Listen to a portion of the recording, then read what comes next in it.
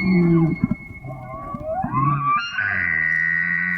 and welcome to this week's episode of the Stickbow Chronicles, brought to you by Blackwidow Bows. This is a bonus episode because the world is crazy and I've been getting lots of messages to put out more material because people are bored.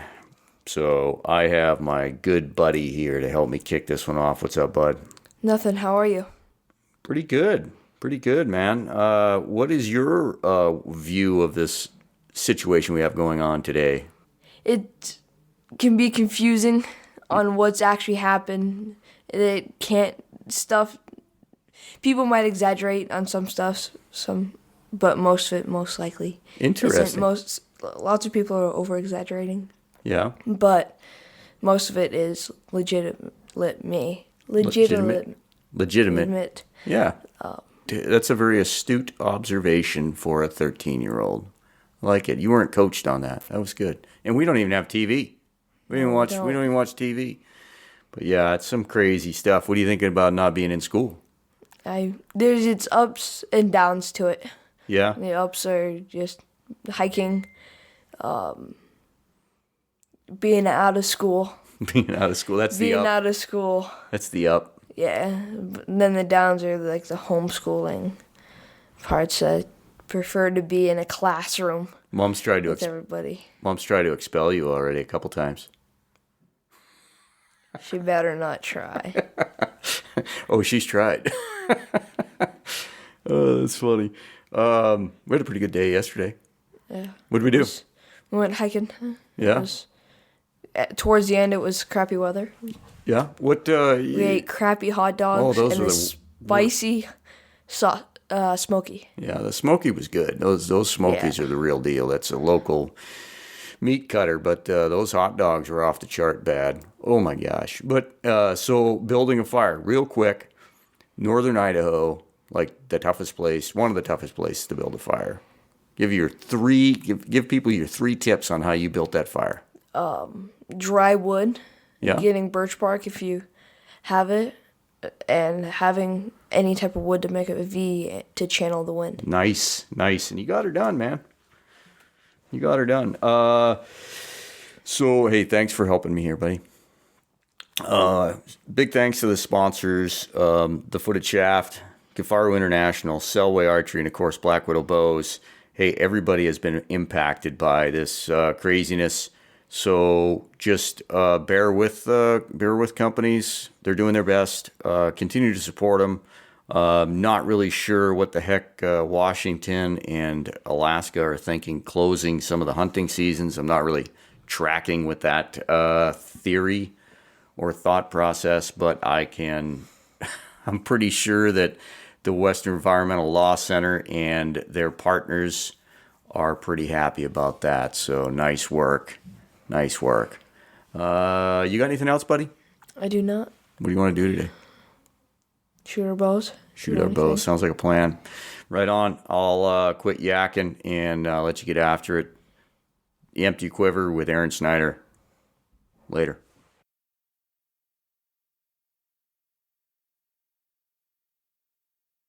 Hey, what's going on, bud?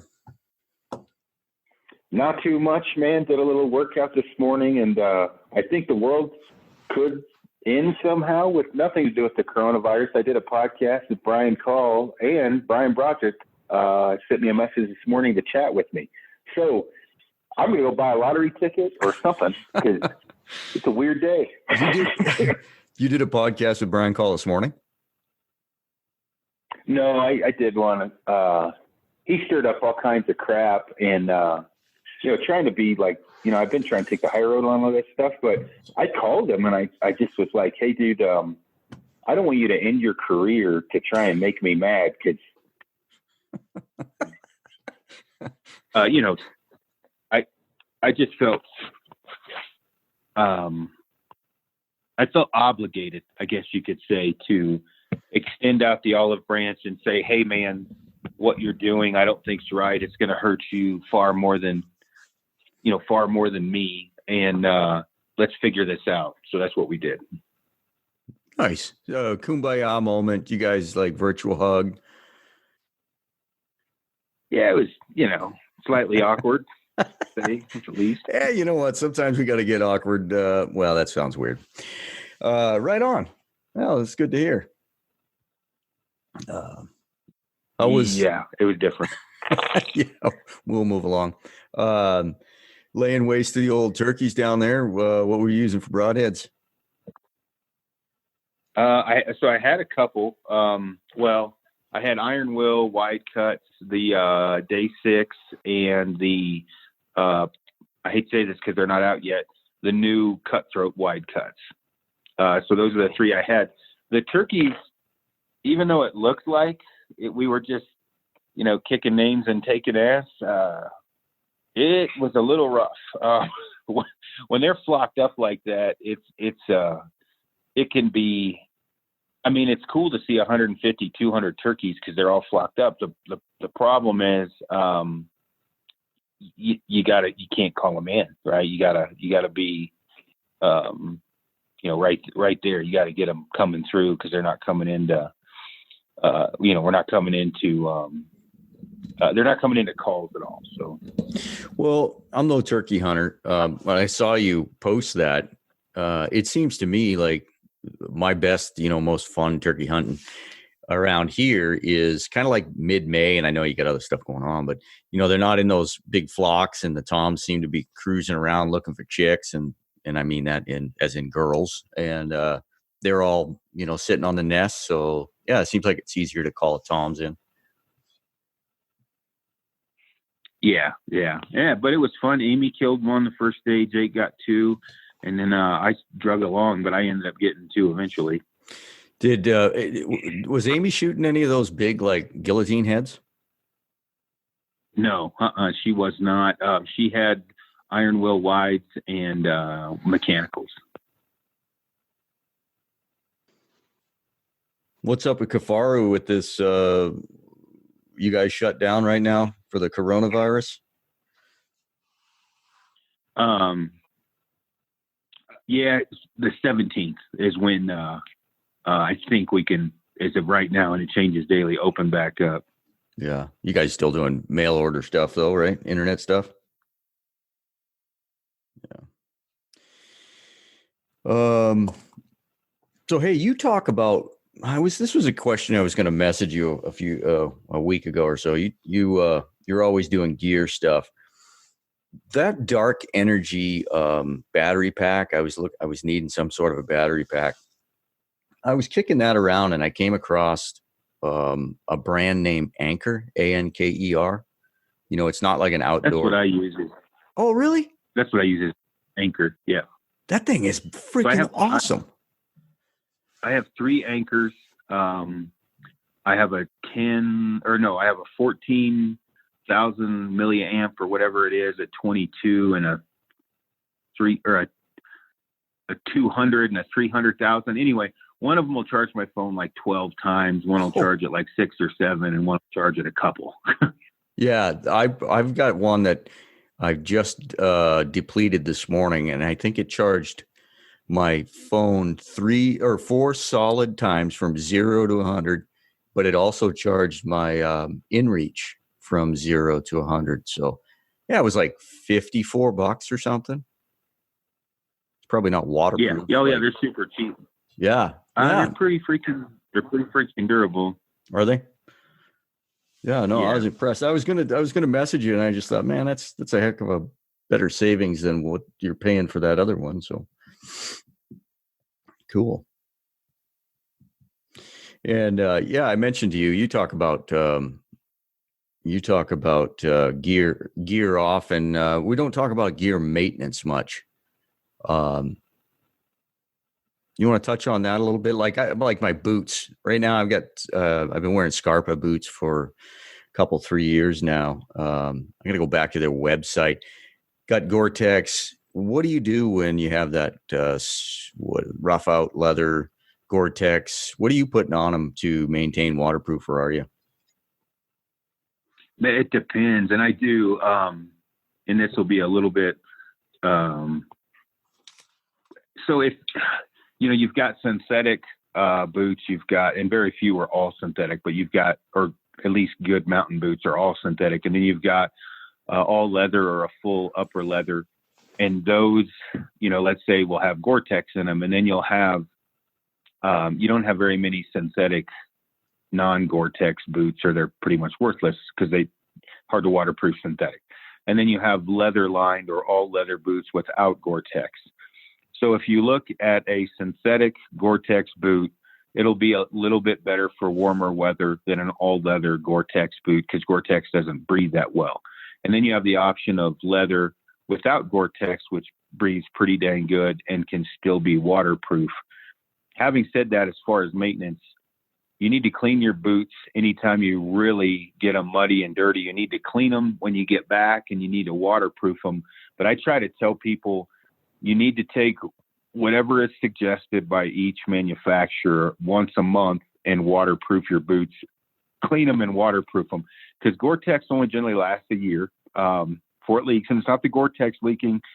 It's generally the stitching of the Gore-Tex, or you've penetrated the membrane with cactus will go right through a lot of synthetic boots, things like that. And so, there's a lot of guys that still prefer non-Gore-Tex leather boots and just waterproof them. Snow Seal is not, don't put Snow Seal on your boots if they have Gore-Tex, but you can put Snow Seal on your non-Gore-Tex boots. Snow Seal will basically clog up the pores. So you don't get anything out of the Gore-Tex. It'll be waterproof, but meaning it won't breathe. And then they're even twice as hot as normal. So you really want to pay attention to all of that as far as waterproofing and cleaning the boot. And if you don't like Gore-Tex, your feet get hot, get a leather boot without Gore-Tex in it. I don't know if that answered any of your question, but I'm very anal retentive about that. No, that's spot on. So when you're treating that, because they make them now with the synthetic material and then part rough out and all that crap, that suede.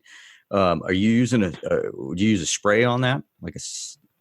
Was it a silicone spray? No, the only time I use a spray, and I don't know if I heard you correctly, the synthetic, I use a spray, but on the leather and nubuck, or how you pronounce it, I use like we, back in the day when we had to actually polish our boots, I take a t-shirt or a towel, wrap it around my two fingers tight, wrap it around my hand, and then just put that in the waterproof and just buff it in, the leather. Yeah, right on. Any other stuff, like I said, we talk about gear, you talk about gear a lot. And then, by the way, you have a new Instagram page just for gear, don't you? Yeah, I did. It's Snyder's _gear_corner. Nice. You talk about gear a lot, but I'm just, clothes. How are you washing your clothes as far as, like the merino wool, the different synthetics? I mean, you got any tips or anything you do there? I do. So the one thing that, when you're looking at all of this stuff as far as clothing, there's always a manufacturer's recommendation on the tag. You have to be able to read sign language or whatever, hieroglyphic, whatever. That's also called. Yeah. I'm not going to say it. Hieroglyphic. The strategery. Bosnian. So when you follow those, you're generally good to go. I don't use smelly soap when I wash them. Well, let me break it down a little bit simpler. If you're washing fleece, nylon, polyester, any of those different things, just standard non-merino and non-insulating like a puffy jacket, I just throw it in the washer like a redneck man, throw in some dead downwind detergent, and I throw it in the dryer. Now, if you're a little girthier than the size you have, the dryer may shrink it, so you may want to hang dry it. If you don't dry your clothing, it will last a lot longer, but I never have issues with washing and drying that type of clothing. Moderate heat, normal cycle, just throw it in. That's saying I don't read the tag, I just do it, and I've always been fine. When you deal with merino, do not dry merino wool. Even the new stuff, which is really good, a lot of times you're going to end up with a medium if you add a large, because it's going to shrink. So you want to hang dry merino, and it'll last longer. And I use the same just normal, detergent, scent-free, whatever, dead downwind detergent. When you start dealing with like puffy jack, if it's a synthetic, and again, read the manufacturer's recommendation, you can do a light cycle and low heat and dry that thing off. I would say it's not a horrible idea to throw like some tennis balls or something for the last bit of the cycle to fluff it up. On the puffy jackets, when you're dealing with down, get it dry cleaned. Down is just a pain in the butt. It's hard to get dry. You're taking years off its life. So with down, when you have hydrophobic down, that was actually started in the medical field for bedridden patients, so the bacteria wouldn't build up on the feathers on their pillows and their bedding. So they started hydrophobic, and the hunting industry stole it, even though people market it like they thought of it. It was doctors that thought of it. It was the medical field. Hydrophobic down, you don't have to worry about the stink in that. So you can hand wash, gently with a wet towel, the outside layer. You get blood on it or whatever, you can do that. Then you don't have to worry about, ruining it. Normal down though, you're going to have to get dry clean. Yeah. What, here's one that I struggle with. How often what kind of maintenance do you do to your sleeping bag? I'm not sure what kind of fill you have on your sleeping bag. I always I got to wash this, and I never do. Then it goes up next time. I got to wash this. Never do. So I have multiple bags. I've got Western Mountaineering's Feathered Friends, Kifaru bags, and I don't ever do anything I hardly ever wash the bags. Those bags are expensive. You're going to take some life off the bag, probably. Maybe you're not. Maybe somebody will get on here and say that's not true. Great. You've got your opinion. I've got mine, and I'm the one that has to live with mine, and I don't. They're expensive enough on their own, and so I've washed a couple Kifaru bags because I was sitting in them outside and glassing inside of them because I was freezing to death. And those I've washed, and the same thing. It's synthetic, so I gentle cycle and then low heat, and I throw a tennis shoe in there and fluff it up a little bit. But hand washing, I've done that a lot. So, like I said, I just take a wet towel and wipe it down on the outside best as I can. But there are places that will wash, like I said, dry cleaning, that will wash your sleeping bag. And if you paid $800 for a sleeping bag, you may want to pay for that special washing.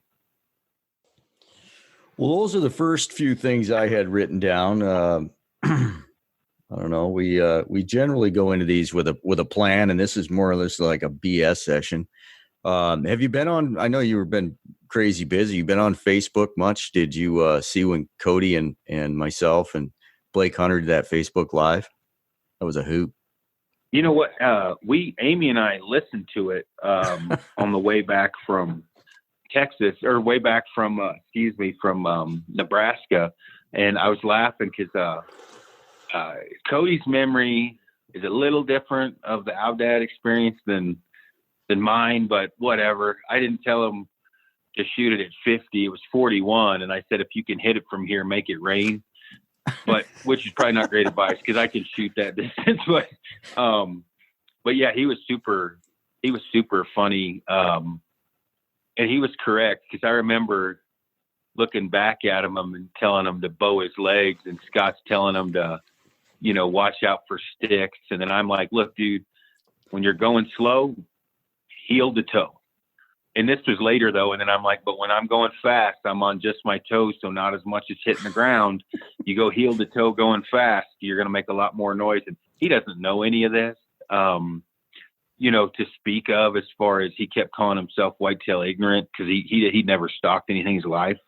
And then I was laughing because he shot that thing, and I've got pretty good situational awareness watching what happens when, how people forget what happens when they shoot something and you remember what you want. So I've become very diligent about exactly where the arrow hit and where the animal went. Well, he shot that thing, and the first thing I said is, that's a dead sheep. And I'm fast for a fat guy, and I took off at a dead sprint to the cliffs, and I didn't wait to tell him what was going on. I wanted to see where that sheep went in case he missed the offside lung and got the liver, because, then the blood trail is going to be quite a bit different. Or not really the blood trail, the trailing job or tracking job, different scenarios, right? So I took off like a bat out of hell, and he's working on his fitness, but he's certainly not quite at that time in the pinnacle of fitness to, me.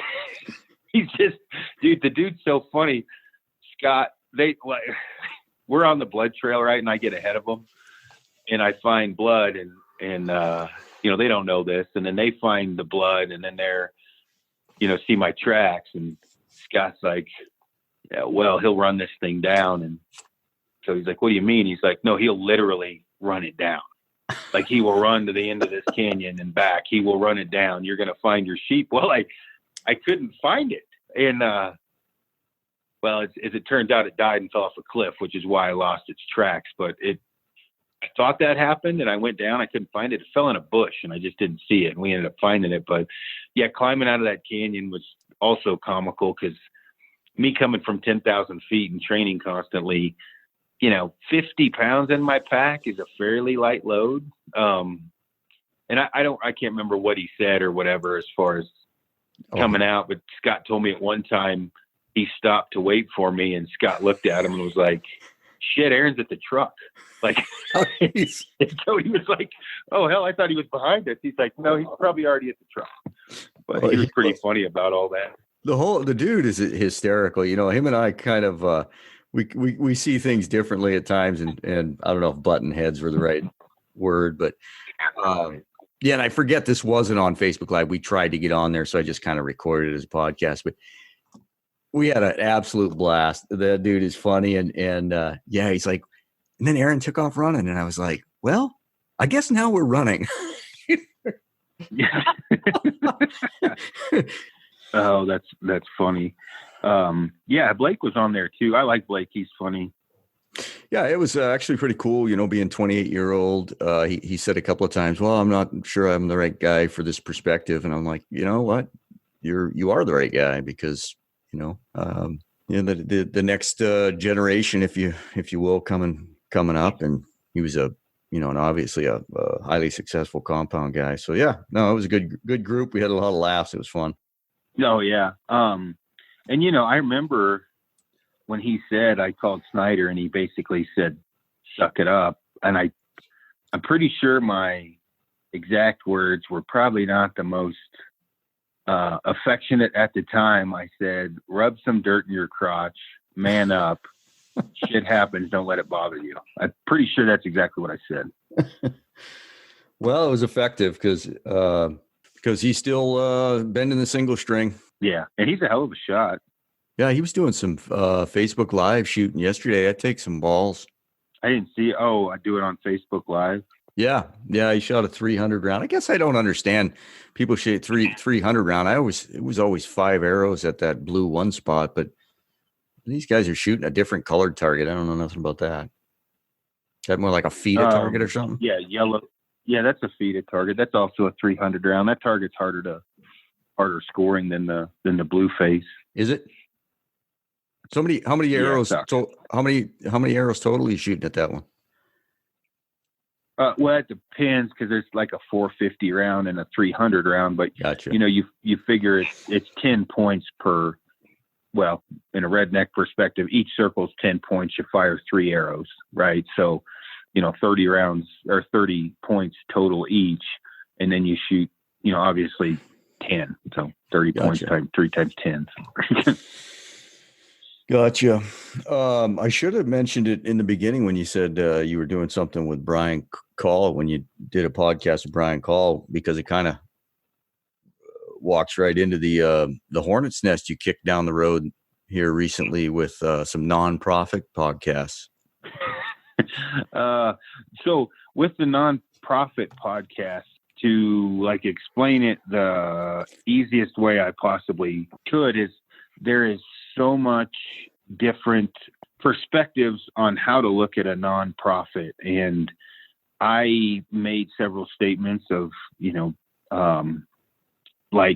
I'm not pro or con with BHA. I'm unknown. There's too many questions I don't have answered, and you never know what the actual truth is. And so I got BHA on. They were very nice. They were great to talk to, and I got a lot of my questions I wanted answered. And it did stir up a world of crap. I got SCI on right after that, and the general gist of, I would say, if I was going to do an abbreviated version, if you are okay with an organization that is trying to help hunting, taking money from people that aren't trying to help money for the greater good, then you're probably okay to donate money to them. I, for one, am not okay that with them saying, hey, our British Columbia chapter is totally against the grizzly bear ban, but in the same breath, them working with the Western Environmental Law Center, which was very much at the top of the heap in getting the grizzly bears banned. So I'm like, well, hold on. That's like, that's like me saying I'm totally against, whatever. Well, I'm not going to use that as an analogy because that sounds horrible, but you can't be like, totally against, let's say, poaching. And then say, well, it's in my front yard. It's on my land. It's okay. Well, no, it's still poaching, right? I mean, it's still not season, even if it's in your yard. Well, if you're totally against the grizzly ban, why are you taking money and partnering up with the same people that got that pushed through? So that's kind of what I wanted to get across. If you're okay with that, with that greater good mentality, it's just who's greater good, and how do we know that it is a greater good, right? How do we know what the finality of this is? Do we know that it is for the greater good? It's kind of a gamble. And so that's kind of what I was trying to get through. Yeah, I thought the podcast was very respectful, and it was just the facts, and they were honest. It seemed to be honest to me. I ended up having a pretty good discussion with a guy named Jack, and I'm sorry I forget his last name, but he's a board member in Oregon. And we had just civil discussion. I struggle with, first off, the greater good thing. There is a tipping point at some level. For me personally, I think it's the same for a lot of people. It's not one issue that's going to make you bail from supporting an organization, but if it piles on and piles on and piles on, and for me, every year there's a bear baiting ban, or a bear or a hound hunting ban, or a trapping ban, or just a bear hunting ban every I get wound up every year in this country. The exact organizations that bring those forward, and they always do it on federal land. So last year it was Idaho and Wyoming. There was an attempt to ban bear baiting on federal lands. And it was the suit was the Western Environmental Law Center represented those bringing the suits forward. I was like, so for me, when I'm talking to people, I'm like, yeah, I get that they are helping secure access or helping ensure access or protecting federal lands. But if I can't do what I want to do on those federal lands, if they are shoulder to shoulder with the very people I fight every year, it's like, no, it's a no go for me. But yeah, I got a little wound up. Oh yeah. And it is what it is, as far as there's a lot of people that got a hold of me and said, well, of course SCI does more, they have more money, and maybe the BHA won't need to take money from those type of people. And if you're that mentality, who am I to tell you not to do it? It's just, why, when we have the SCI and the Wild Sheep and Rocky Mountain Elk Foundation and Sportsman's Alliance, and that people hear what they want to as well. In the podcast with BHA, I brought up like mule deer hunting in Alberta, in that I didn't say we should put pump jacks all over the U.S. I just said they didn't affect southern Alberta where I was at. And a guy said, well, on public land, what you're talking about, and threw in some 4-letter words, and on public land, it really hurt it. And I'm like, okay, that may be. I'm just stating what I saw. And I was very clear about that. I saw giant mule deer and lots of them.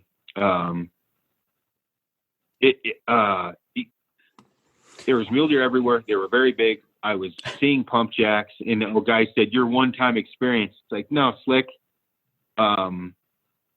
It's way more than one time that they could coexist. I'm not saying it's good.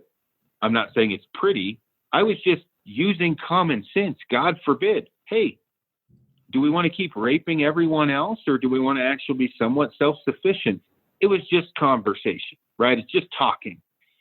Holy cow. I had all these guys messaging me, "You're horrible. You're the worst redneck in the world. You want pump jacks everywhere." I'm like, you know what? That is not what I said at all. I've listened to it. I didn't say that shit. I just was bringing up conversation of what's right, what's wrong.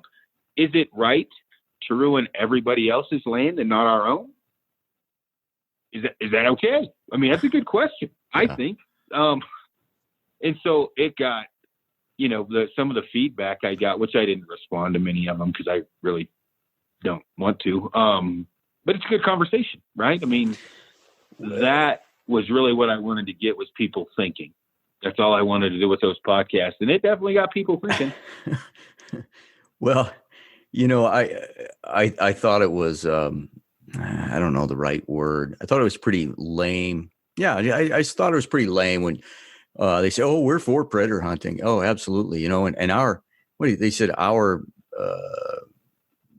British Columbia chapter wrote a letter of disappointment or something like that. I was like, really? That's what you consider standing up for things? The other one I really wished you had brought up, because it floored me, was the 2 chapters of BHA that were listed as partners with the Western Environmental Law Center, was the Montana chapter and the New Mexico chapter. They were listed as partners. Well, the 2 latest trapping bans that were fought in court were brought, well, lo and behold, at the Montana, in the state of Montana and the state of New Mexico. So, I'm not saying it's a diabolical plan, but if somebody punches me in the mouth and then stands next to somebody that says my friend, what do you think is going to happen? I mean, that dude just punched me in the mouth. I'm pretty sure if you're going to hang with him, you're not my friend either. That's as simple as I can look at things. But that's, I wish I would have come up with that mentality, because the enemy of my friend is my right. So that makes my friend my enemy. It's like, it's like, okay. And when I say that, meaning not all my friends agree on politics, right? Or not all my friends, but if there's a civil war and, I'm going to war with Montana, or let's not a civil war. Let's say we're going to war with Canada. And Montana, even though it's in the lower 48, has partnered up with Canada. Kind of by default, I'm going to war with Montana. Yeah. They've partnered with Canada, right? It's like, shit, and then to say, well, for the greater good, we're friends with them because we might be able to, change them over. Yeah, but what if you can't, right? They're going to convert some of Montana against us. So I flip-flopped that there in the beginning, but you get my point. Yeah. And I don't want to beat the dead horse. I mean, you did a great job on your podcast, and I scratch my head sometimes thinking how that is supposed to work. Maybe I should just leave it there, but yeah. But SCI, those guys seem super cool. And I will say that for years and years, I thought of SCI as a rich man's club, for guys that hunted elephants and giraffes and this and that. I had no idea what they do on the most basic level here in the States. Oh, yeah. And that was one thing, as I was diving down this, this rabbit hole, I'm finding out, it was an eye opener, and I don't want to, beat this to death. but the SCI does a lot of stuff locally for the regular average Joe. That's hunting mule deer, things like, so yeah, I was very impressed with them. Yeah. Have you talked to the Sportsman's Alliance? Do you plan on talking to them? Yeah, I do. Yeah. I talked to them. I think Brian Lynn out of Spokane there. I talked to him last year. Yeah. And when you see the aftermath or when you see these court battles, which, man, my hat's off to these guys that's what they do for a living is, litigate and, represent organizations where it's constant negativity and constant fighting, for the silly, like when they're trying to outlaw dog handling, for different reasons. And what a depressing job. To me, I would be pissed off all the time. So my hat's off to those guys. But yeah, I talked to Brian Lynn, super cool guy. Sportsman's Alliance, I think, is another great one that supports hunters. I'll just leave it at that. Yeah. Yep. and without, no sacrifice, and you're not going to hear the greater good. And yep. Again, people get so hypersensitive over this. If you want to join a specific organization, well, I tried to explain it this way to a guy. If you call me fat, I really don't care. I work out. I'm fine with the way I look. You call someone fat that's guilty, that's kind of fat, a lot of times they can get real sensitive, right? They don't like it. And so if you bring that up, I'm like, are you kind of guilty? Like some of this has to ring true or you wouldn't be so defensive. And so the thing is, if somebody's like, brings up the fact that I like Trump.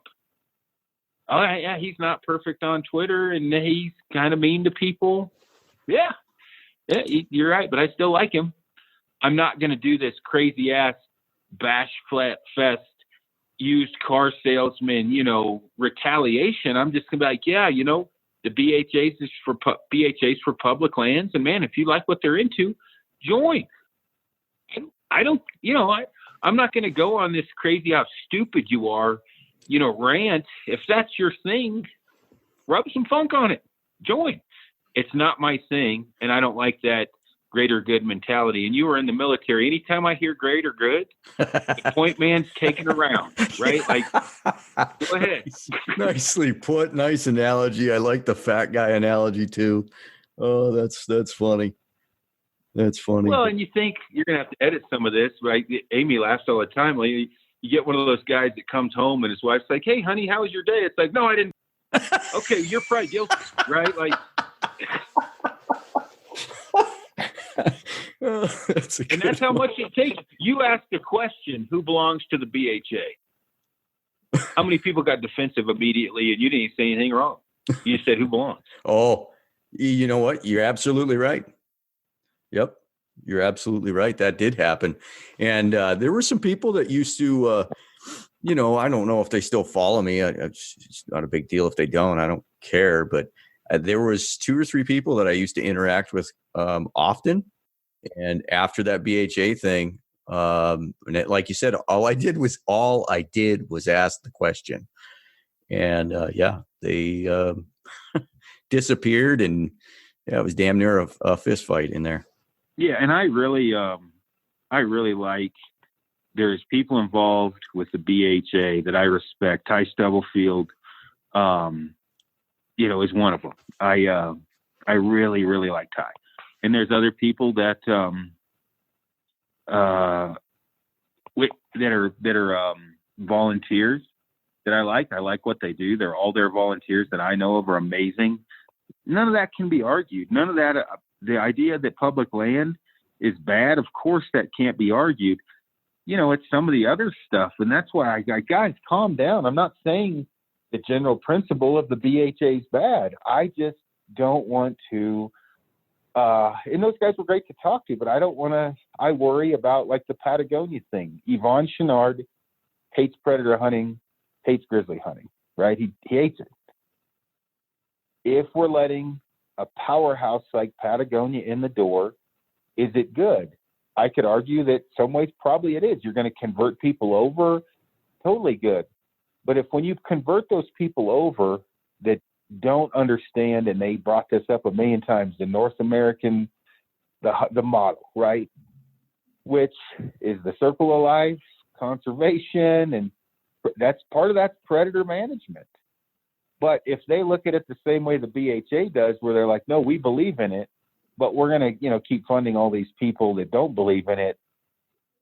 Was that really for the greater good? Because it sounds like we're not going to be hunting predators anymore, and those critters eat ungulates, and we hunt ungulates. Well, that sounds bad to me. Like I'm not, maybe a dumb redneck. I can count.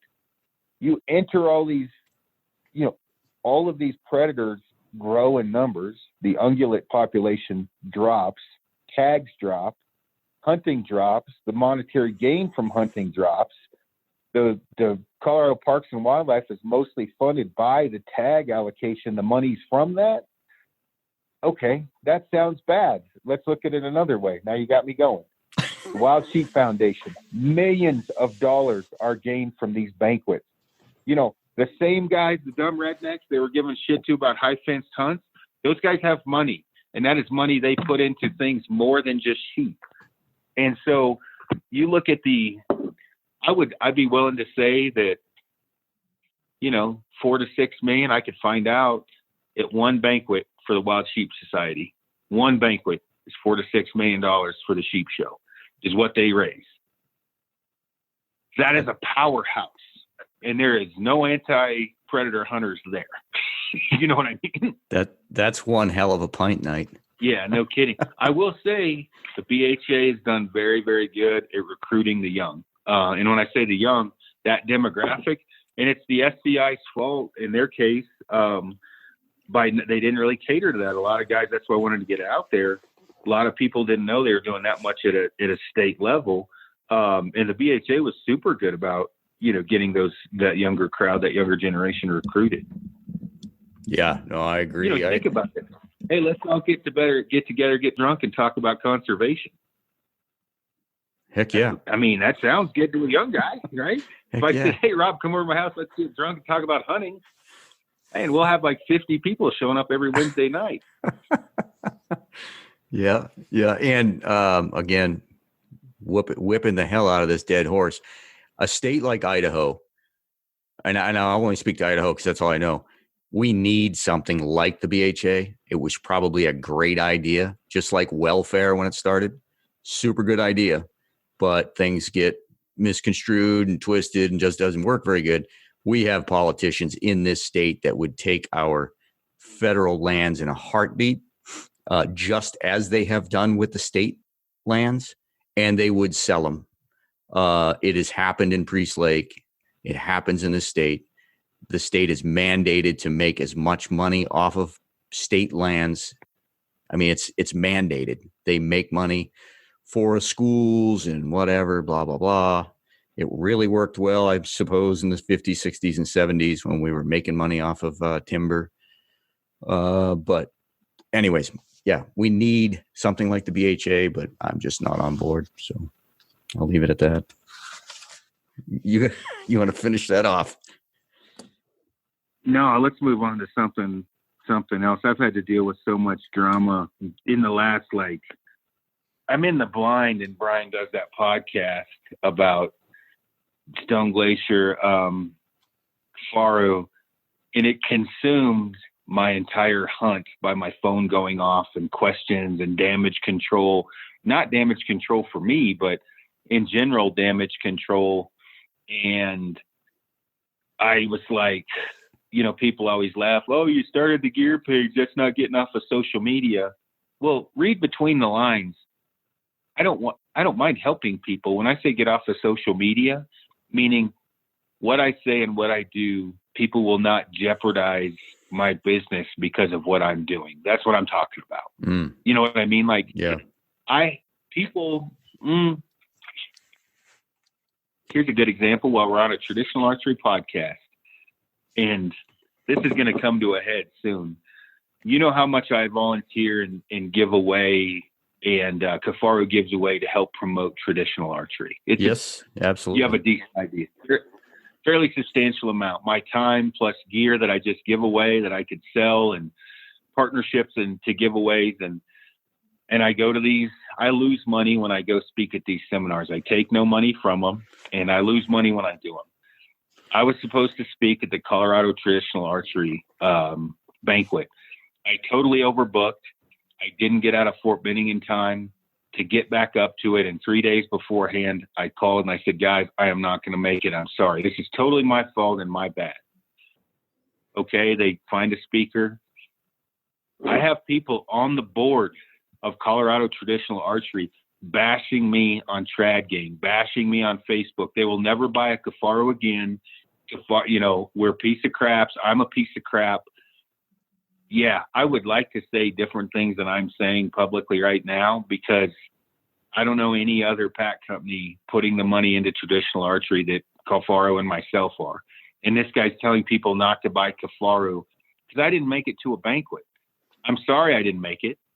But how do I defend myself on that and make Kifaru not look even worse?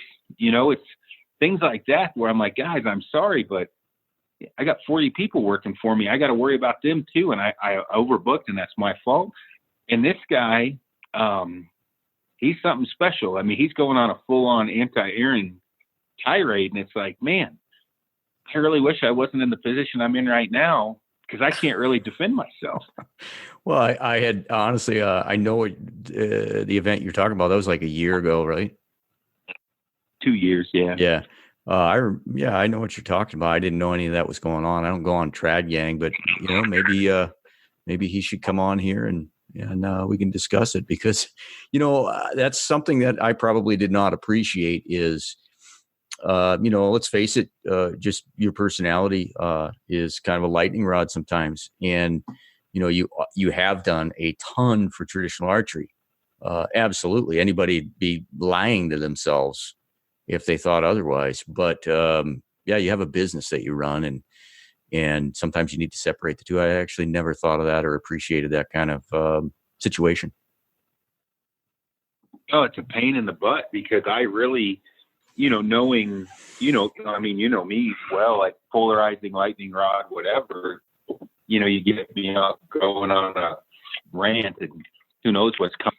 And so, in this, and as you're getting to know me better, I try to help as many people as I can, and I try to promote traditional archery best way I can, get people in it, answer questions. I mean, the hundreds of hours, and I'm not saying this is a poor, pitiful me thing. It's more of like a, hey, things happen, we make mistakes, and to hold a company accountable, and a company that's donated in the last year $23,000 in giveaways to traditional archery, that's not really fair, right? I mean, I don't think, and I have to deal with that now, and it's frustrating. Yeah, we'll have to talk about that off air. More interested. Well, while we're just strolling down this contentious avenue, did you see the photo I posted on the Stickbow Chronicles group page of the front cover of Compton's magazine with the bull that's slightly quartering on, and I just said, would you take the shot? Did you see that? I did. Which the moment you do that, I was like, oh.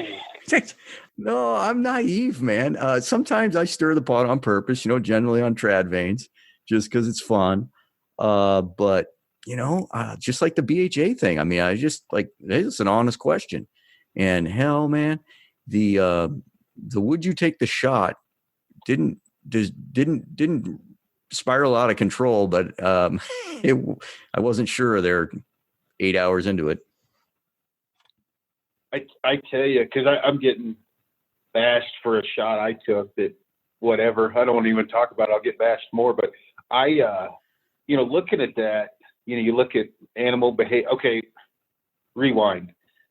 If you've been in a situation where you've had 40, 50, 20, 30, whatever different elk, whether you shot them or not, right? But in that, 15 to 40 yard range, you're learning animal behavior when they come in like that, and what they're doing, and the chances of presented with a better shot, and and what can happen when you take that shot. And that specific elk, if you snuck it behind the shoulder, you've got a real good chance of hitting one lung. You also got a real good chance of, you might hit liver. There's a lot of mites in there.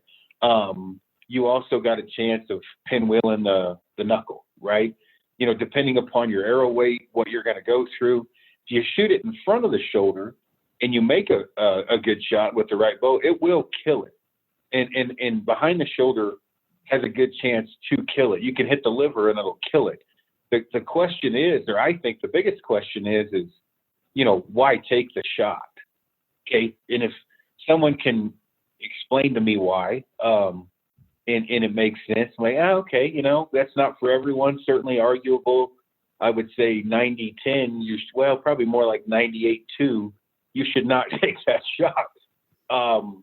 Though I think the issue is not people not having enough animals in front of them to even know why you should or should not take a shot in general. And I didn't read through all the comments because I just didn't want to, because I pretty much knew what they were. I read a few and I saw there was 100 and something, and I was like, yeah, I know what wormhole this is going down, and I'm not going to be a part of it. There was some. I'm not going to call anybody out. I was a little surprised. I was a lot surprised. Some of the better comments was like, hey, to be honest, I might lose my self-control and take the shot, but they knew it was a bad shot angle. And there's probably some elk killers on there that, I don't know, could make the shot, but I just posted it up as fun. And, personally, I think it's a horrible shot angle, but if you look at his ears and his body language, to me, I'm looking at it right now, seems pretty relaxed. You don't know, but I'm going to say 99 times out of 100, he's going to turn his head and take a step, and all of a sudden you've just changed that completely. Yeah. Well, and when you look at the like we were talking about anatomy and behavior in your bow setup, right? And your ability. Those are the four pinnacles of success, let's say. So let's say you've got a real deal killer that has ice in his veins and can keep it together and make this shot. Does his ability coincide with the ice in his veins? Meaning he may have ice in his veins, but let's say his ability with ice in his veins sucks. Meaning his group, while always consistent with an animal in front of him, is a paper plate at, let's say that elk's at 22 yards. And that ability is pushing the border of a bad situation, even though his group is the size of a paper plate with an animal or with a target. Okay, so you've got that variable. You've got the variable of the bow setup. That shot right there, a few inches, well, a couple inches left or right, especially depending on which side of the shoulder you're shooting on, the bow may not have enough ass to go through what you're shooting at, or if you're a little left or right. So you got to have the ability, the ice in the veins, the bow power to punch it, and the animal to not move. That's if you take the shot.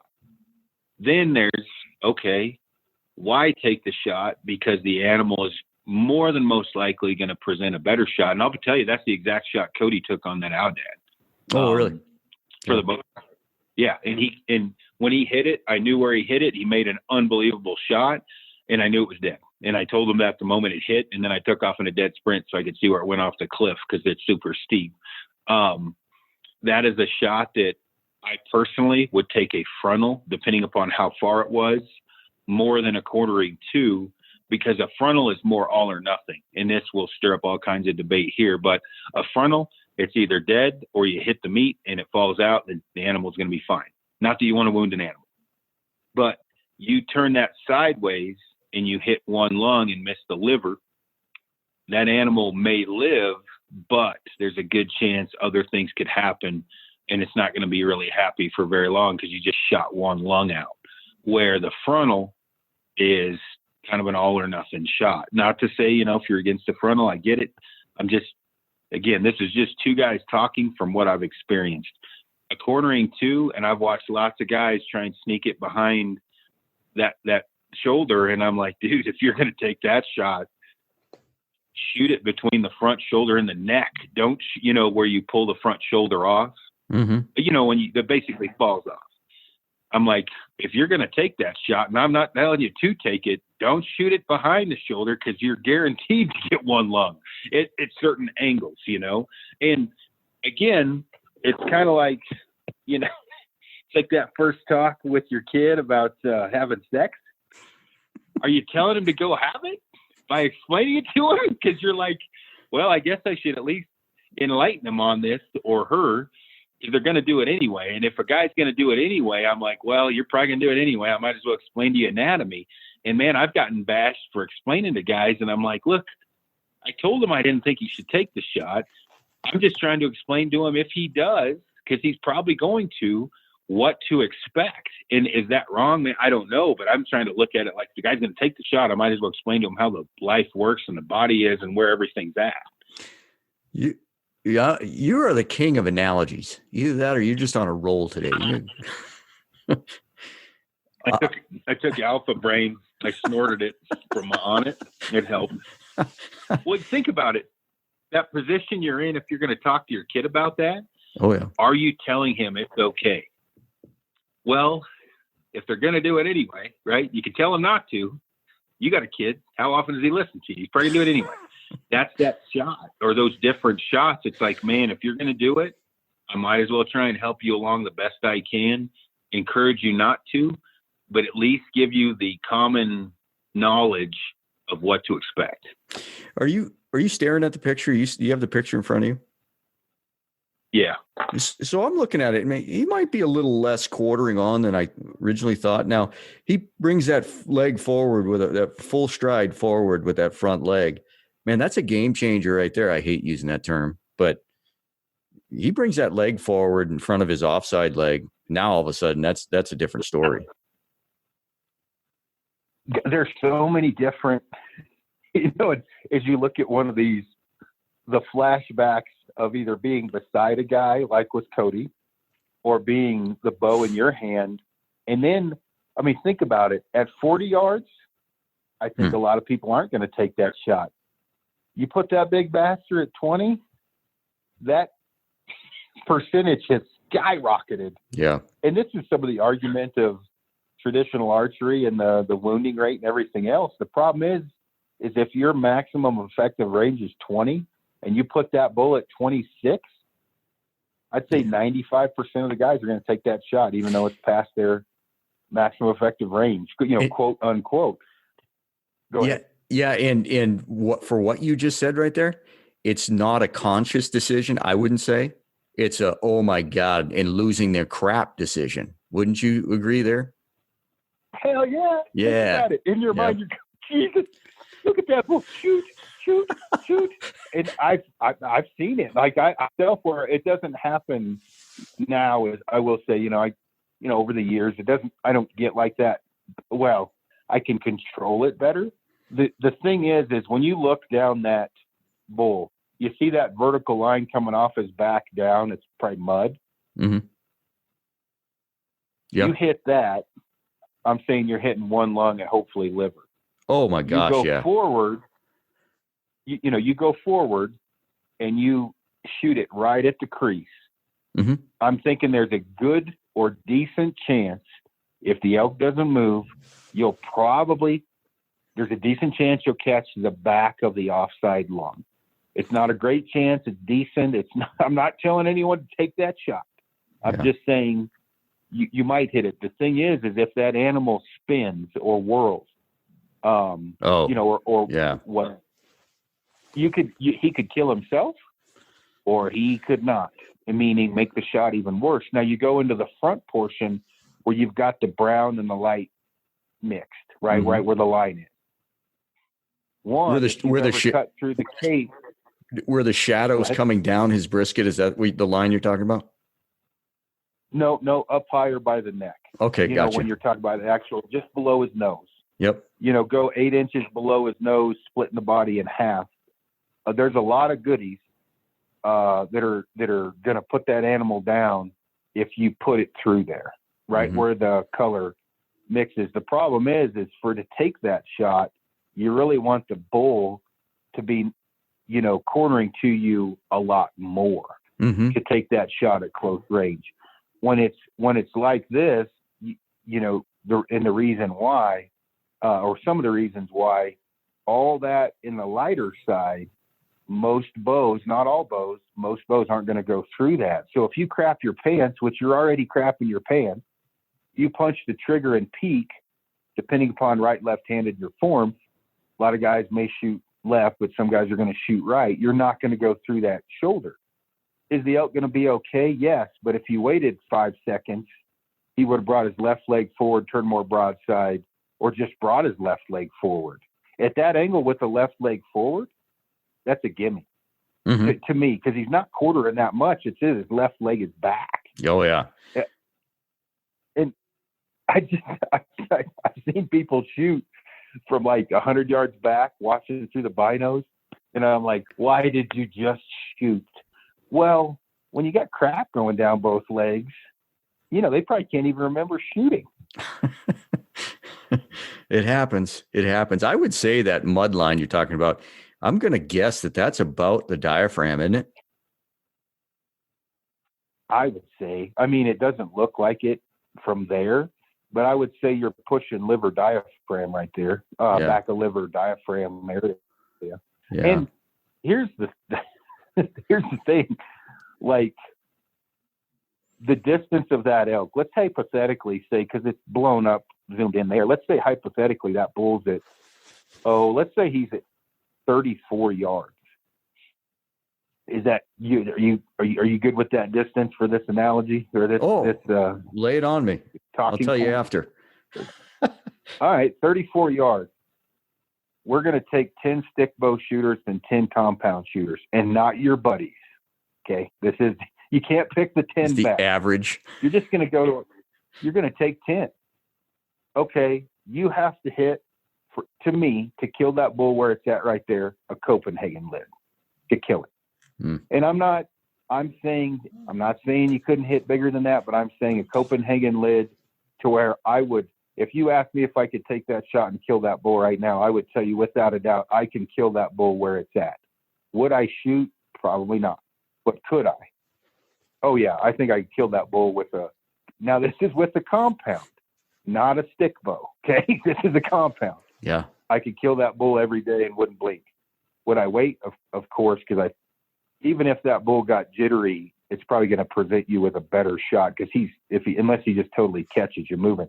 With a stick bow, no way in hell ever should anyone take that shot, because I can't hit a Copenhagen lid at 34 yards consistently with a stick bow. I can hit one a lot at 34. I can hit it fairly consistently in a perfect world, but we're not in a perfect world there. So now with the compound, you know, explaining myself here, Copenhagen lid, can I kill it? Left side of the shoulder, right side, I can kill it because I'm shooting a 550 to 600 grain arrow, fixed blade broadhead, 85 pounds. I'm not worried, but I'm still probably going to wait for it to move, just because it's smarter and you learn things as you get older. Now, stick bow, let's bring it in 10 yards. How many people do you know can hit a Copenhagen lid, exact same scenario, at 24 yards consistently? And when I say that, like the Levi Morgan, Justin Hanna podcast, you are betting your left nut you can hit that Copenhagen lid going in cold bore. How many people do you know can make that shot? Are you talking stick bow or compound? Stick bow. Stick bow, 24 yards, Copenhagen lid. You originally said I couldn't pick the people. Now you're saying I can pick the people. No. I'm saying you can't. How many people do you know can hit a Copenhagen lid, cold bore, with $1,000 on the line? Your left nut, your car. That analogy. Nobody I've shot with.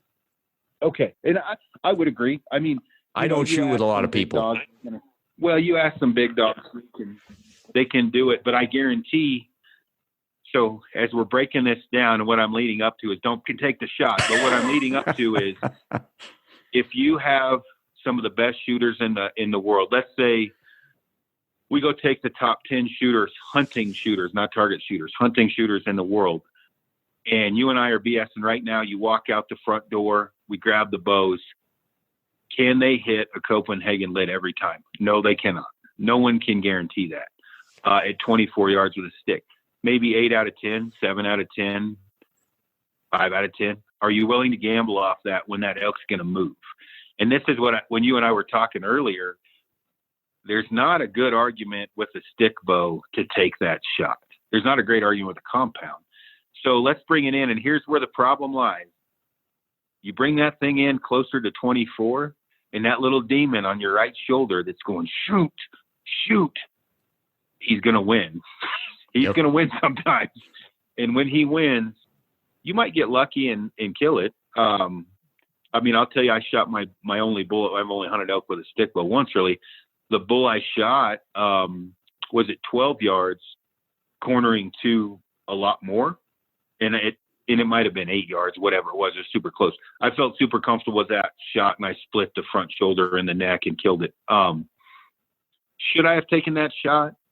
I would take it every time. Would people argue with me that it was wrong? Yeah, totally. I felt good with it, but put that elk at 24. I passed 4 bulls up that year at 24 to 30 with the exact same shot because I just didn't feel as comfortable. And so hopefully I'm making sense for people listening. Can you hit a Copenhagen lid at 24, 20 yards every time while you're crapping your pants? Probably not. And so if you can't do that, you shouldn't take that shot. And you shouldn't take the shot because the elk's going to move and you get a better shot. Oh, I think he's gonna. Like you said, if he was, unless he winded you, it would be game over. I guess he could turn and face downhill in that aspect. But you look at bushes in front of him, Ike, he's gonna turn his head, take a step, and man, now you got money right there. But I will add that I've seen bullets hit some pretty big animals. I've seen arrows hit some pretty big animals, and there is nothing in my mind tougher than an elk.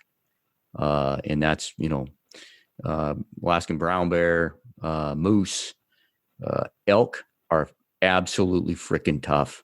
And Outdad are tough. You need to go hunt Outdad. Really? They're tougher than an elk. I've never seen anything like it. No kidding? All right. Well, and normally I would agree with you for the most part. Yeah. But dude, that mane on an elk ain't shit compared to an Outdad, for one. So that frontal area is a little rough. Well, and depending on what you're shooting, where their anatomy is, all of those different things, where they live, they're pretty chesty up front. So their body kind of swedges down. And, having said that, just having a tough animal, there's tough meaning hide, right? And the muscle structure and things like that. Then there's, not that we know the mental toughness of an animal, but I would say a mountain goat, while you can poke a hole through them with a pencil, mentally they're a little rough, right? They are tough animals. Outdad are the same way. Elk have both. They've got the physical toughness and the mental toughness, that willingness to live.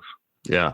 And I guess that's a good point, to qualify what I was saying. I mean, I know nothing about goats, never been around them. But I've seen elk take big rounds and soak them up and keep going. And when you're in elk country, a lot of times that's a disaster. So yeah, just throwing that out there for anybody that maybe doesn't have any experience. They're tough. Man, I'm trying not to go down too many rabbit holes of where, how, and why to shoot, because it's such an arguable, you talk about like this, compound rad and who can shoot what. And I've made this statement, before, and one of the reasons I get myself in trouble, I'm like, well, you probably you shouldn't shoot that. But even though that's not very polite, that's true, right? It's about your ability. And I'll tell you now, I hit one of those turkeys at And I didn't know it was that far because I didn't do the whole point on thing. I gripped it and ripped it. I thought it was closer to 25 or 6, and I shot it, and it was 36. Would people be telling me to shoot a turkey at 36 yards? No, they would not. Well, it looked closer. I don't know. It looked like a good shot to me, and I took it. Now, we'll say with a turkey, it's kind of all or nothing. But when you start taking, bigger animals, and you see, your ability to shoot.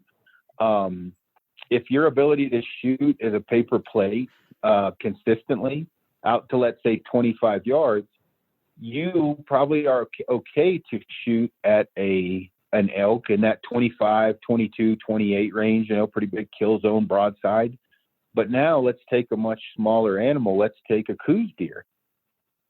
Technically, you shouldn't, your distance at an elk was 24 to 26, 28, whatever. That coos deer, because of the bodies, that's 18 now. You know what I mean? Oh, yeah. And people don't think of it that way either. Yeah. They have this blueprinted, I'm good to 25. Really? Okay, you're good to 25. Yeah, for the largest animal in North America. Well, what about the small ones, right? Yeah. And that's what I'm, kind of getting at is you really got to think about the animal too. It's not just a blueprinted size. This is a good topic. We'll have to do this again sometime. Yeah. Are you ready to get off? Oh, no, but that could be a whole podcast.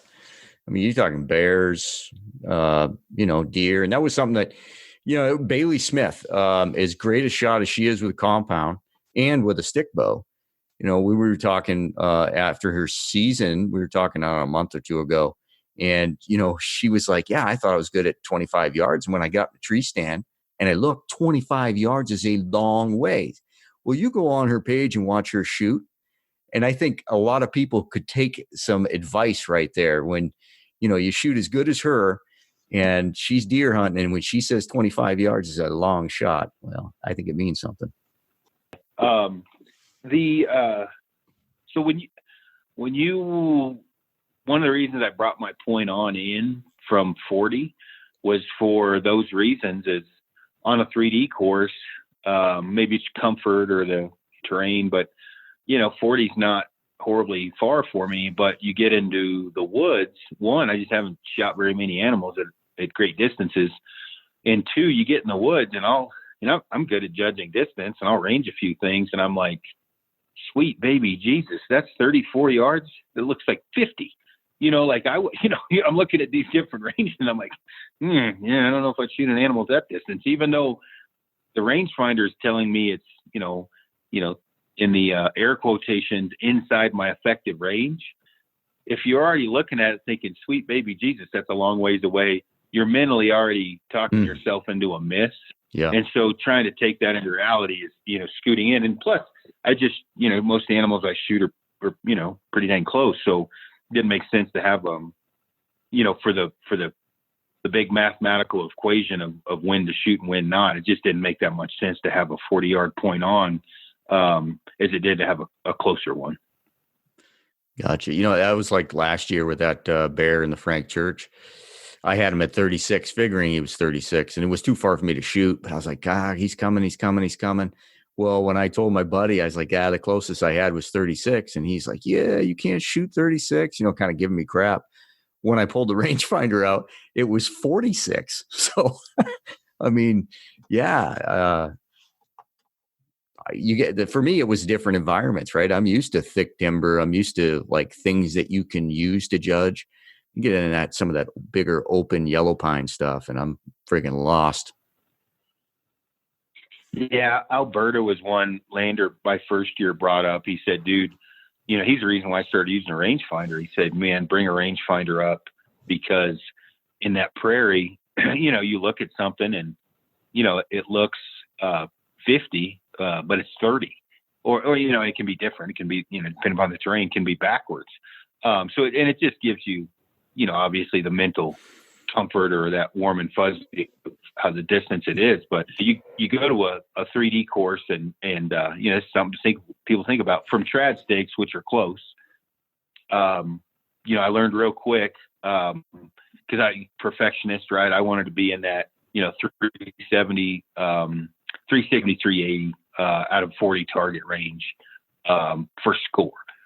Well, the first 3D I ever shot, I shot a 328 maybe, and was not happy. Well, I learned real quick, an 8 average on a 3D course is a damn good score for traditional shooters, meaning, 160 points each round, an 8 per target, 320 total. That's a hell of a score. And those targets, for the most part, 25 yards is the max. You go through, and Cody breaks this down and pisses people off all the time. Walk around on a 3D course and with traditional archers, and there's the missing and everything at 18 and 20 with the percentages or whatever. I don't want to get into all the other stuff, but it's really telling of what your distance you should take an animal should be, and being honest with yourself. So as you go through, and I do this as well, have a notepad in pre 1 through 40 or 1 through 20 in 2 rounds, and take notes. Not just score, because score doesn't mean shit on a 3D course to me unless I'm really wanting to win. It's really kill or not, right? Mm-hmm. Is it a wound or a kill? And do it if you've got a local 3D course around you and you can take more time. Guess it, write that down. Range it, write that down. Okay?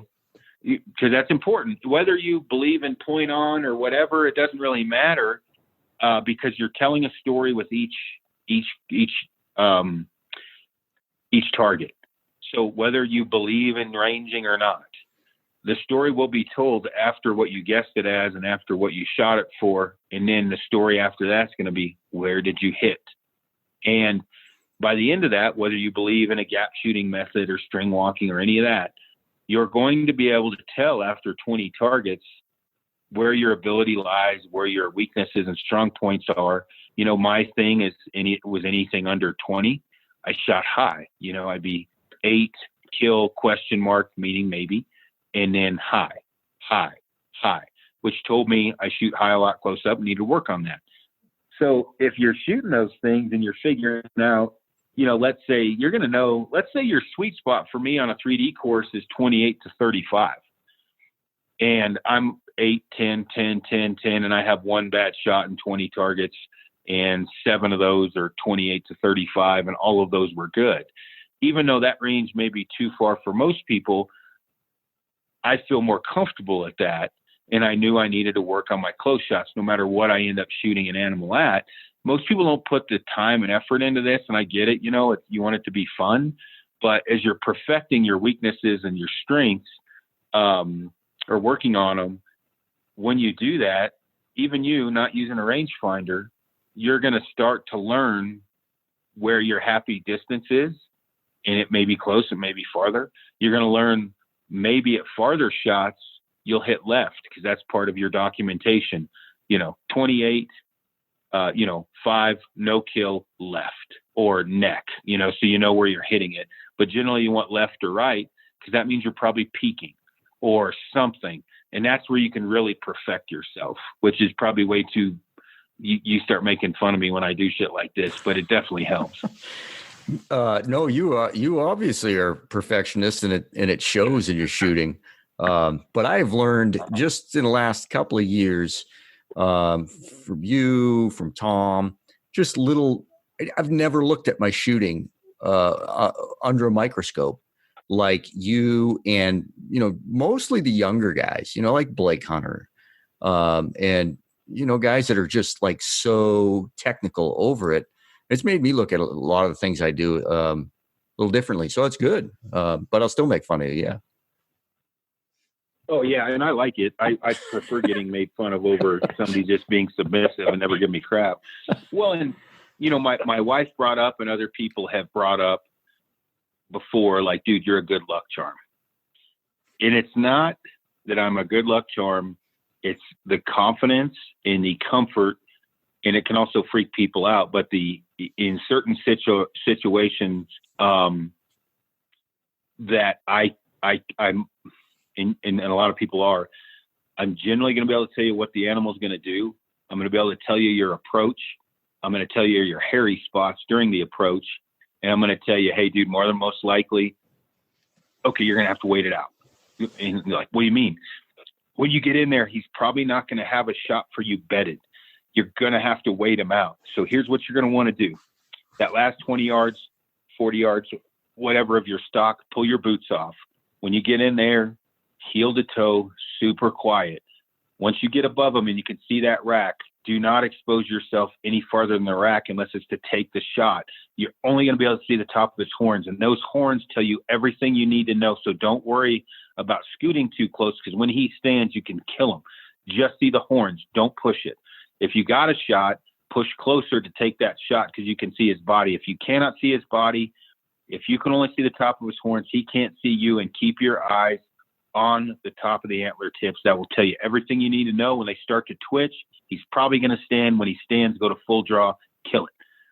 Well, those things are good to hear for a person. And sorry to go psychotic because I get super intense when animals, not like Fred Eichler has out, but I am very, very direct on what's going to happen, because the first time you go on a mule deer stalk, if you don't know that, you're going to be probably fiddly farting around on the cliff edge trying to get a better shot angle when you're just not, it's not there, and you're making more noise, which more noise they got to blow out.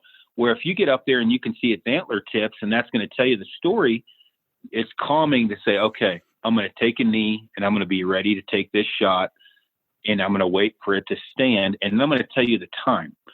Okay, here's when they usually feed, dude. So don't be jacking around, with this animal in front of you in that 2 o'clock time frame. They generally feed at 2. So start to get ready, and you may have to wait a while.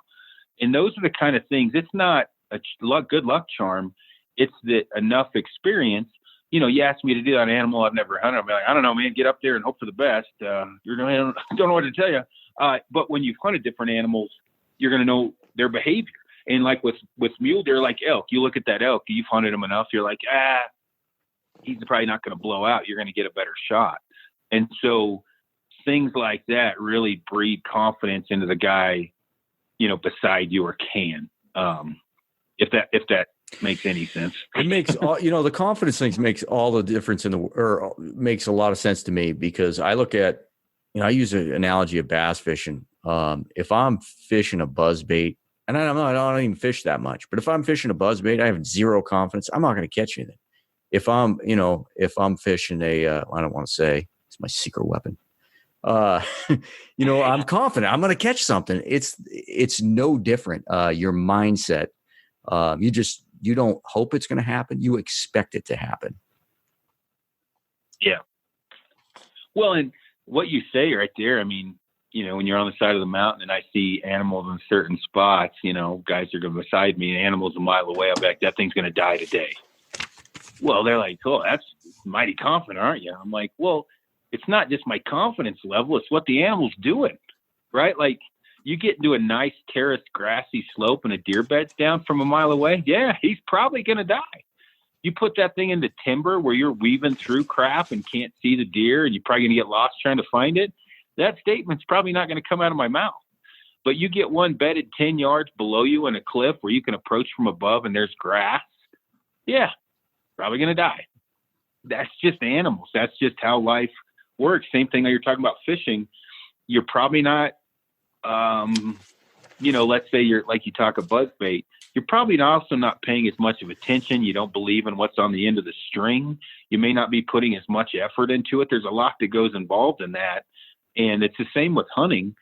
If you're like half paranoid going through this timber or whatever, and you're not sure where the deer is and you don't have that confidence level, it's probably going to cause you for maybe be a little bit complacent about certain things. So there's a lot involved anytime you're taking an animal's, life. And the more you've taken, the more you learn, and the more you've screwed up, it kind of all goes hand in hand. And, there's certain times where a guy will tell me the story. I'm like, yep, been there, but that didn't turn out very good, did it? just because it's not like, before doing it, it's like, yeah, I've done that a few times myself. That sucks, or whatever. So Yeah. Experience is the best teacher. You can listen to podcasts, read magazines all you want, but getting out there and doing it and having those experiences. And I just talked. Go ahead. No, and paying attention to them. It's probably one of my weaknesses through the years is I just went with it, right? I wasn't logging the experience for future reference, if that makes sense, right? It's like, oh, wow, this happened. Yeah, big deal. Got it. Or, crap, that didn't work out. But I guess I don't have the analytical gene like you do or like some other people do. I'm more of a like, yep, that's what happened. Yeah, that's probably a fault if I look back on things. Yeah, well, and when you break all those things down, as far as pros and cons, part of those things is making the best of what you have or don't have. Meaning, there's certain strengths I have, and there's certainly certain weaknesses. And if I'm not willing to work on the weaknesses, I really got to work on the strengths. So those kind of compensate for the weaknesses, if that makes any, sense. And I've talked to guys about, some issues. I actually just had a podcast with two dudes that they're relatively new, and it was a really good podcast. They were very like open-minded, like sponges. And I was like, you talk about different, mental strength and the ability and gear and everything. If you don't have the money to buy good gear, get in really good shape and really learn animals and get real tough. You'll be at an equal playing field of guys with the best gear on the planet. Yeah. You just have to compensate for what you don't have. Yeah. And, that's a good point. Well, you think about it. I mean, one of the reasons that I'm successful is I get to hunt a lot, right? Just by default, I'm going to shoot more because I get to hunt more than anybody. That's just common sense. I mean, I'm going to have more animals, not because I'm the great white hunter, Fred Bear. I get to hunt a lot. That helps. When I also get to hunt a lot, I learn more. I try to capitalize on those hunts. And I had a lot of the getting beat up doing construction and hauling ass out in the woods, learning experiences. And so all of that combined towards the end, I've gotten beat up and still treat it like this is the only hunt I've got or the only time I got. I try not to ever take for granted what's been, given to me over time. I've worked at all this stuff. And so I treat every hunt, not like, I'm just going to hike out and whatever, I'm getting my butt kicked. I treat it like it's the last hunt I've got. And when you treat those hunts like that, and this goes for guys, whether you got a lot of money or you're coming out west, Colorado, to hunt elk, if you're talking yourself out of the hunt because it's raining or you're not in that many animals, well, you're weak, right? That's just how, you're weak, you're mentally weak. And I'm not saying you're a weak person in general. You're allowing the elements, you're allowing too many hunters, you're allowing those things to get in your way, where if you really just focus on your hunting, you're not at work, you're doing something you've been waiting 300 and whatever days for to go do. And then you get there and you're pissing and moaning and trying to talk yourself off the mountain, which is hard not to do. But, try to keep that mental game going. And again, focus on what you've got, meaning not just strong and weaknesses. Focus on the fact you've got really cool gear. You're in the middle of the mountains and make the best of it. And as far as gear or ability, if you're not a very good shot, you better work on your stalking skills. If you're not a great stalker, you better work on your shooting skills. Those are the different things talking about that people need to really analyze. Yeah. I'm talking way too much now. That's what we're supposed to do on a podcast. Over analyze and that's good. That's good stuff. I like the confidence aspect of it for sure. Yeah. Well, that's the thing is if you're confident that it'll eventually happen, you're very unlikely to go home. If you're confident it's never going to happen, that's that spiral down the hill of the early trip with a cone of shame back down the trail of getting your butt kicked. But if you're confident it's eventually going to happen, specifically in Colorado for elk, you're not you're not going to talk yourself off the mountain. Well, man, I'm going to go see if I can't stretch my legs today. This freaking coronavirus thing. Coronavirus. I'm surprised. The Kung flu. Yeah. I'm surprised nobody's come up with the coronavirus meme yet. Yeah, no kidding. There's been enough other ones. I'd have to say for me, this has been my best week for receiving. Well, 2 weeks. I've gotten some pretty amazing ones from BHA or about BHA. Dude. I'm not gonna say they're bad or good. And then the recent Brian Call experience, and then my friends are ruthless. And I'm using air quotations for friends. The ones I got about me, I had my head put on that tiger dude a lot in the last 48 hours. It was. I had no idea what was going on with that tiger thing for, like a week. I'm completely clueless. I don't know what the hell they're talking about. Well, then I realized I didn't watch it. I realized what they're talking about. The episode I just released was with David Tetzloff. Well, he was a big cat trainer for a long time, over 20 years. So how coincidental. I wasn't sure how far to push that. But I thought maybe the Stickbow Chronicles, was cutting edge. It was timed. That episode was timed with the release of the Netflix, I don't know what the hell they call it, Tiger King thing. Oh yeah, I've got some Tiger Kings with me on one of the dudes and Brian Call's head on the other. Which I think they're funny, right? I mean, even when they're really as a real big slight towards me, I don't care. I save them and send them to my buddies. I'm like, dude, look at this one. This one's definitely winning the race. They're You still there? Yep, I'm here. Can you hear me? Yep, you just cut out. All right, man. Good talking to you. Let's stay in touch. Don't jump off the line right away. Got a few things I want to run by you. Cool. And everybody remember, Colorado not closing down because of the coronavirus. Put in your tags for their Idaho closing 2020. Don't put in for sheep specifically.